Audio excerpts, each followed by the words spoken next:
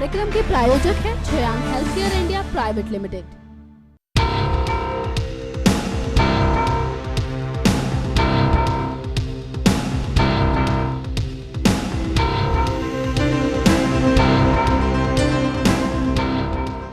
भारतीय राजनीति में बॉलीवुड के कई प्रसिद्ध अभिनेताओं ने सियासत में अपने कदम रखे हैं, लेकिन बात करें अगर डायरेक्टर प्रकाश झा की तो निस्संदेह उन्होंने बड़े पर्दे के साथ साथ राजनीति में भी अपने आप को खरा उतारने की पूरी कोशिश की। जमीनी हकीकत को स्क्रीन के माध्यम से बयां करने वाले प्रकाश झा आम जनता की नब्ज को बखूबी समझते हैं।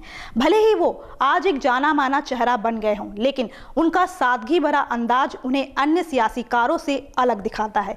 प्रकाश झा हमेशा ही आम लोगों की मुश्किलों को समझते हुए कई बार कोशिशें करते हुए दिखाई देते हैं। नमस्कार, मैं हूं गायत्री गुप्ता, लेकर हाजिर हूं एक बार फिर से अपना खास प्रोग्राम पब्लिक फेस।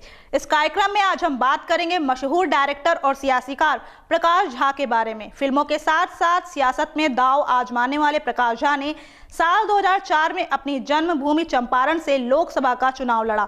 हालांकि वो सफल नहीं हो पाए, लेकिन इसके बावजूद उन्होंने साल 2009 और साल 2014 में फिर से लोकसभा का चुनाव लड़ा। प्रकाश झा ने कब और कैसे की अपने सियासी सफर की शुरुआत, आइए देखते हैं। बड़े पर्दे की दुनिया में लाइट कैमरा एक्शन कहने वाले प्रकाश झा समाज में फैली बुराइयों और भ्रष्टाचार को जिस तरह से पर्दे पर उकेरते हैं, ठीक उसी तरह से वो राजनीतिक दांवपेचों को सीखने से भी गुरेज नहीं करते। उनकी फिल्में इस बात का प्रमाण होती हैं कि वो किस तरह से आम जनता की मुश्किलों को समझते हैं। प्रकाश झा राजनीतिक और सामाजिक मुद्दों को हमेशा ही अपनी फिल्मों के माध्यम से उठाते रहते हैं। बात करें अगर प्रकाश झा के राजनीतिक सफर की, तो उनका सफर अभी कुछ खास नहीं है। साल 2004 में प्रकाश झा ने चंपारण से लोकसभा का चुनाव लड़ा, लेकिन उन्हें निराशा ही हाथ लगी। मगर इसके बावजूद प्रकाश ने हिम्मत नहीं हारी और वो एक बार फिर से साल 2009 में लोक जनशक्ति पार्टी की तरफ से चंपारण से आम चुनावों के लिए खड़े हुए।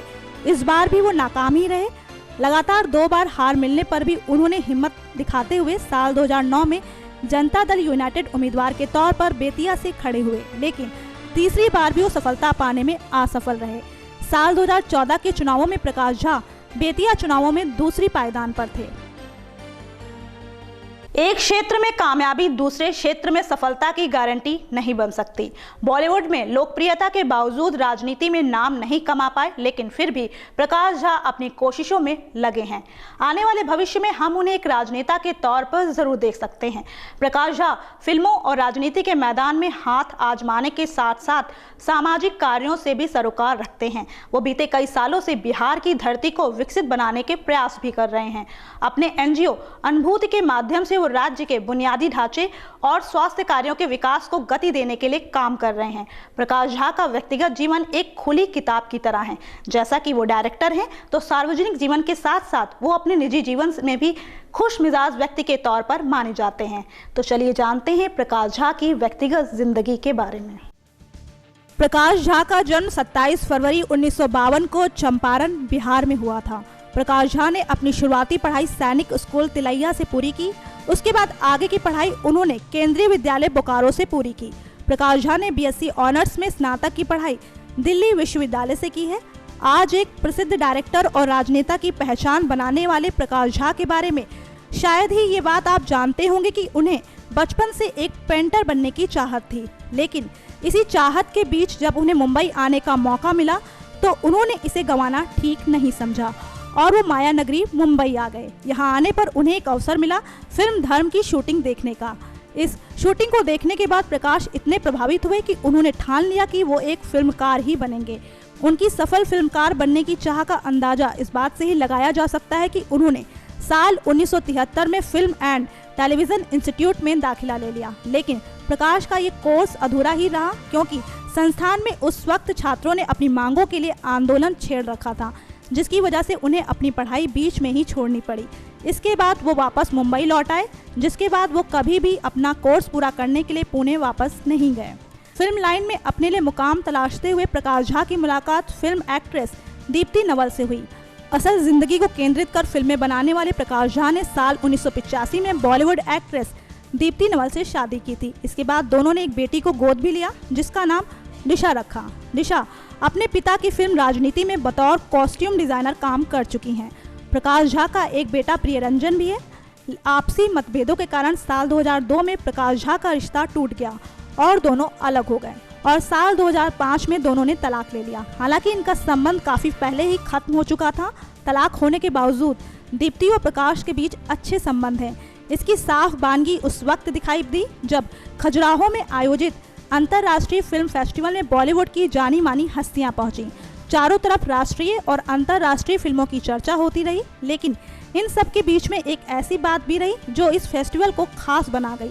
12 साल बाद प्रकाश झा और दीप्ति नवल इस आयोजन के दौरान दिखाई दिए। तलाक के बाद ये पहला मौका था जब दोनों एक साथ नजर आए थे। दीप्ति और प्रकाश के संबंधों पर बात करें तो साल 1984 में जब प्रकाश झा अपने करियर की शुरुआत कर रहे थे तब उनकी मुलाकात दीप्ति नवल से हुई थी। दीप्ति फिल्म निर्माता मनमोहन शेट्टी की फिल्म हिप हिप हुर्रे की एक्ट्रेस थी। इसके बाद प्रकाश ने दीप्ति को लेकर साल 1985 में दामुल फिल्म बनाई जो सुपर हिट रही।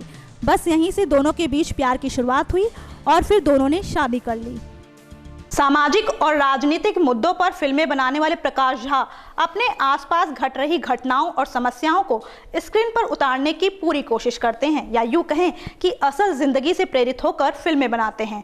उनकी असल जिंदगी भी कई मुश्किलों के दौर से गुजरी, लेकिन इसका असर उन्होंने काम पर कभी नहीं पड़ने दिया। यही वजह है कि आज सियासत के साथ साथ बॉलीवुड के दिग्गज डायरेक्टर्स के बीच में वो अपनी एक खासी पैठ बना चुके हैं। बात करें अगर प्रकाश झा के फिल्मी करियर की तो उन्होंने एक के बाद एक जबरदस्त हिट फिल्में दी हैं। उनकी आने वाली फिल्म जय गंगा जल है। इस फिल्म में पहली बार प्रकाश झा अभिनय करते हुए नजर आएंगे। तो चलिए नजर डालते हैं प्रकाश झा के फिल्मी करियर पर। प्रकाश झा ने अपने करियर की शुरुआत डॉक्यूमेंट्री अंडर द ब्लू से की। उसके बाद उन्होंने 8 वर्षों के लंबे अंतराल में कई डॉक्यूमेंट्रीज का निर्माण किया। इस दौरान उन्होंने बिहार के दंगों के ऊपर एक शॉर्ट फिल्म बनाई जिसे रिलीज होने के कुछ दिनों बाद ही बैन कर दिया गया, लेकिन प्रकाश को उस शॉर्ट फिल्म के लिए नेशनल अवार्ड से सम्मानित किया गया। प्रकाश ने साल 1984 में फिल्म हिप हिप हुर्रे से हिंदी सिनेमा में अपना डायरेक्शन डेब्यू किया। इस फिल्म की पृष्ठभूमि बिहार के बंधुआ मजदूर पर आधारित थी। प्रकाश की पहली फिल्म को राष्ट्रीय सम्मान से नवाजा गया। उसके बाद उन्होंने और भी अवार्ड विनिंग डॉक्यूमेंट्रीज का डायरेक्शन किया। साल 1989 में उन्होंने परिणति फिल्म बनाई। इस फिल्म के लिए उन्हें बेस्ट कॉस्ट्यूम डिजाइनर के राष्ट्रीय खिताब से सम्मानित किया गया। इसके बाद साल 1997 में उनके डायरेक्शन में बनी फिल्म मृत्युदंड ने भी काफी अवार्ड बटोरे। इसके बाद दिल क्या करे और राहुल फिल्में आई। साल 2003 में बनी फिल्म गंगा जल को बेस्ट फिल्म का राष्ट्रीय अवार्ड मिला। अपहरण, राजनीति, टर्निंग 30, आरक्षण, सत्याग्रह जैसी फिल्में प्रकाश झा ने बनाई हैं। साल 2010 में फिल्म राजनीति ऑडियंस और आलोचकों की तरफ से काफी सराही गई। तो वहीं एक और सामाजिक मुद्दे पर बनी फिल्म आरक्षण को प्रकाश झा पर्दे पर लेकर आए। हालांकि फिल्म ऑडियंस को कुछ रिझा नहीं सकी, लेकिन ये फिल्म आलोचकों की तरफ से काफी पसंद की गई। इसके बाद उन्होंने एक और सामाजिक मुद्दे पर फिल्म बनाई जिसका नाम था सत्याग्रह। फिल्मों में अपने कार्य के अलावा प्रकाश झा हर मुद्दे पर अपनी बेबाक राय भी देते हैं। देश में चल रहे इंटॉलरेंस के मामले पर बॉलीवुड फिल्म निर्माता करण जौहर की हालिया टिप्पणी को लेकर जब उनसे पूछा गया तो प्रकाश झा ने जौहर को आड़े हाथों लेते हुए कहा कि देश में किसी तरह की असहनशीलता नहीं है और समाज मजबूत है। झा ने कहा कि जौहर अपने दिमाग के अनुसार बात कहते हैं, देश की मौजूदा स्थिति के मुताबिक नहीं। हमें उनकी मनोदशा के बारे में चिंता क्यों करनी चाहिए। इसके साथ ही जब उनसे जेएनयू विवाद के बारे में पूछा गया तो उनका कहना था कि मुझे लगता है कि जो चल रहा है वो बहुत बड़ी कॉमेडी है। मैं इसे बड़ी कॉमेडी के तौर पर देखता हूँ। हमारे मुल्क में जहाँ इस कॉमेडी के पहले पूरी चर्चा इंटॉलरेंस और टॉलरेंस को लेकर हो रही थी, अब राष्ट्र प्रेम और राष्ट्र विरोधी की कॉमेडी पर आ गई है। प्रकाश झा अपने डायरेक्शन के क्षेत्र में ऐसी फिल्मों का निर्माण करते हैं जो कि समाज का आईना होती हैं। अपनी फिल्म में प्रकाश जिस तरह से सामाजिक और सच्चाई को उतारते हैं वो काफ़ी बेहतरीन है और इसलिए उन्हें एक बेहतरीन डायरेक्टर भी माना जाता है।